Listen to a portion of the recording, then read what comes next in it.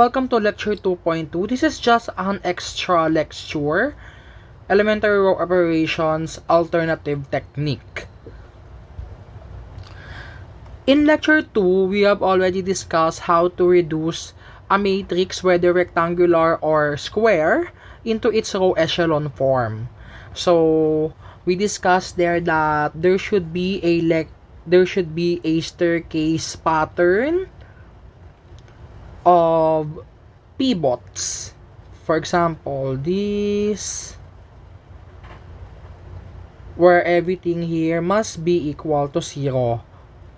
And above the ones or the pivots can be any number. Okay, now we are going to discuss an alternative approach because as you all know, the elementary row operation goes something like this.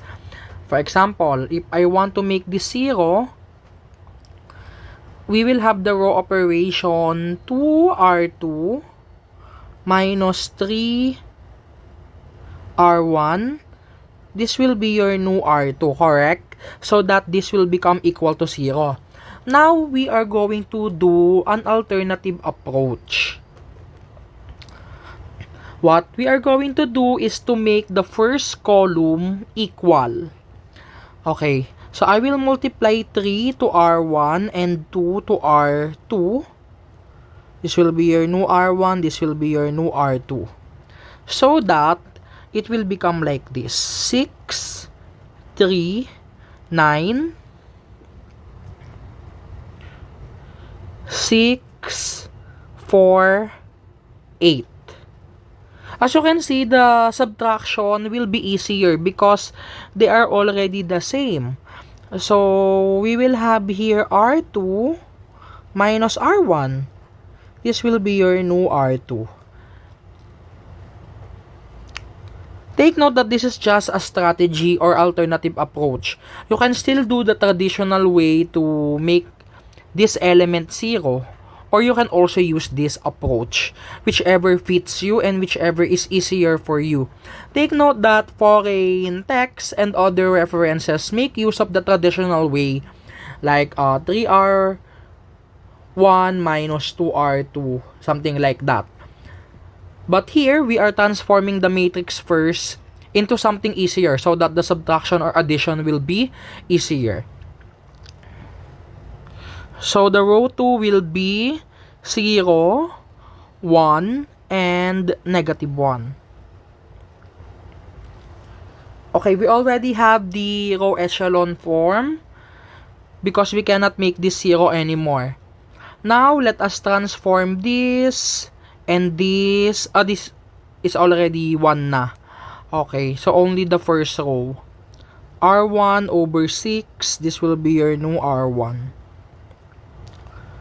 Okay, we have 1, 1/2, 3 over 2, and then 0, 1, negative 1. Okay, this is our answer. This is the row echelon form. However, if we want to further reduce this to the row echelon form, RREF, let's make use of this one, this iteration. So, let's start from here. So, you have 6, 3, 9, 0, 1, negative 1. We want to make this 0. Okay, so what are you going to do? Multiply R2 by 9. Okay. So, I have here this one. 0, 9, and negative 9. To make this 0, add R1 plus R2. This will be our new R1. Okay, we have 6, 12, 0, and then we have 0, 9, negative 9. Okay, let us now make the pivot elements, positive 1, the leading elements. Well, we have R1 over 6, this will be your new R1, R2 over 9, this will be your new R2. Okay, we have 1, 2, 0, 0, 1, negative 1. Okay, this is now the RREF.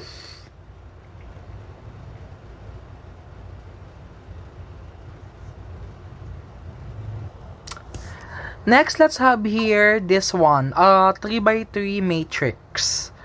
Okay, as you can see, there is a decimal number here, 0.2, an entry with a decimal number, 0.2. So, the best thing to do is to eliminate first that 0.2. Okay, how will you eliminate that? Take note that 0.2 is equal to 1 over 5. So, let us multiply 5 to R1. Okay, what happens? So, you have 10, 10, and then positive 1. And then 2, 1, 3, 4, 8, 4. Okay, we are going to make this 0. Ibabangga natin yan dito kay 10. We are going to use 10 and hold 10 as constant because we're not going to modify that as we modify 2 and 4. Okay, in this alternative approach, again, we are going to make the first column entries equal. So, 10, 2, and 4 must be equal. So, we're going to multiply something to them so that they will be equal. So, the least common multiple is 20, correct? So, 10 times 2 is 20, 2 times 10 is 20, and 4 times 5 is 20. Okay, let's multiply 2 to the first row. And then 10 to the second row. And 5 to the third row. Okay. We have 20, 20, and 2. You have 20, 10, and 30. And 20, 40, 20. Okay, take note that subtraction will be easier here because you will no longer have any coefficients in your R1, R2, R3, okay? Okay, let us make this 0. Okay, you have R1. Okay, pwede ring R2 minus R1. R2 minus R1, this will be your new R2. And then this one, you have R3 minus R1.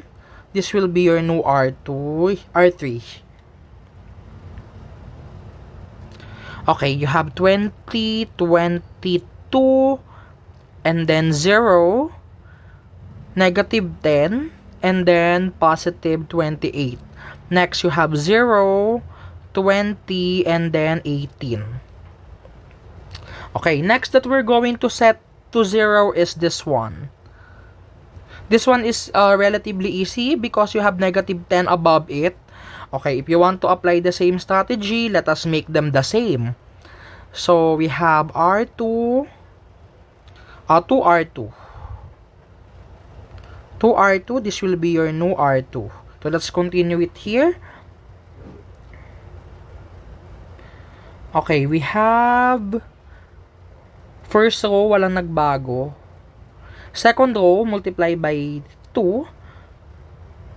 Take note again that this is only a strategy. So, it's up to you whether you will use the traditional method or you will use this.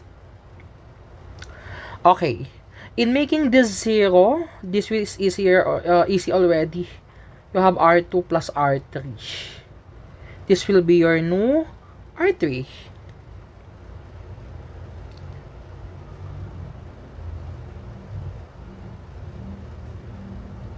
Okay, you have 0, 0, and then 56 plus 18, you have 74. Okay, next, let us transform this into reduced row echelon form. So, in transforming this to reduced row echelon form, we're going to make this 0, remember? However, that should be step by step. First, let us transform this into simpler terms. We divide R1 by 2. Why 2? As much as possible, we are trying to avoid fractions. And then R2, we divide by 4. And then R3, we divide by 74. The advantage of this technique is that you're going to write so many matrices. However, by preference, some of my students find this easier because it minimizes the error. However, that is subjective. Always remember that. And then this is 14. 0, 0, 1. Okay. The next entries that we're going to make 0 are these. So, we can make all of them 14. So, R1,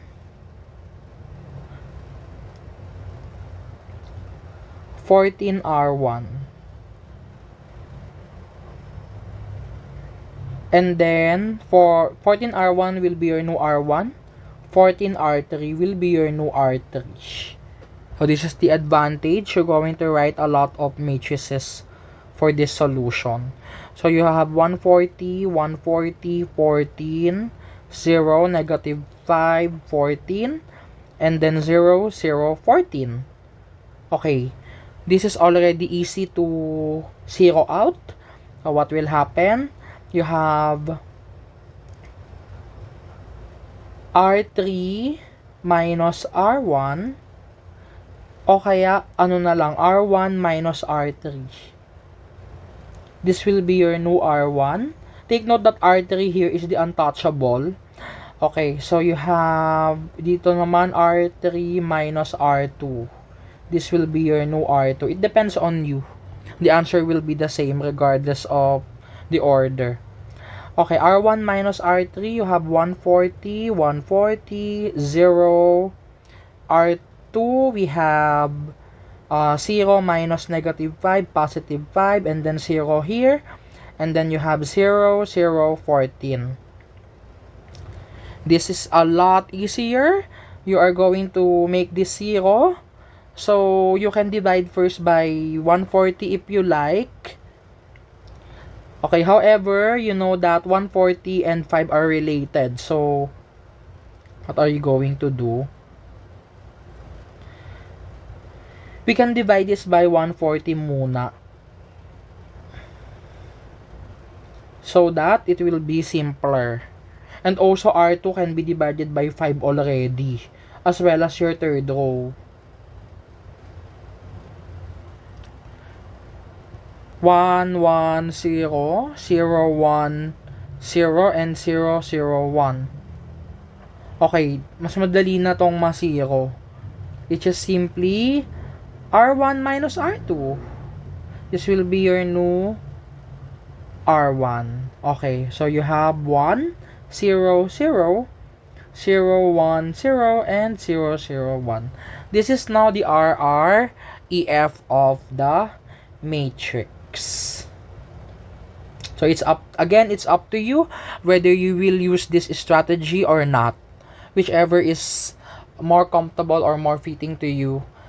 Practice solving so that you can determine technique that works for you.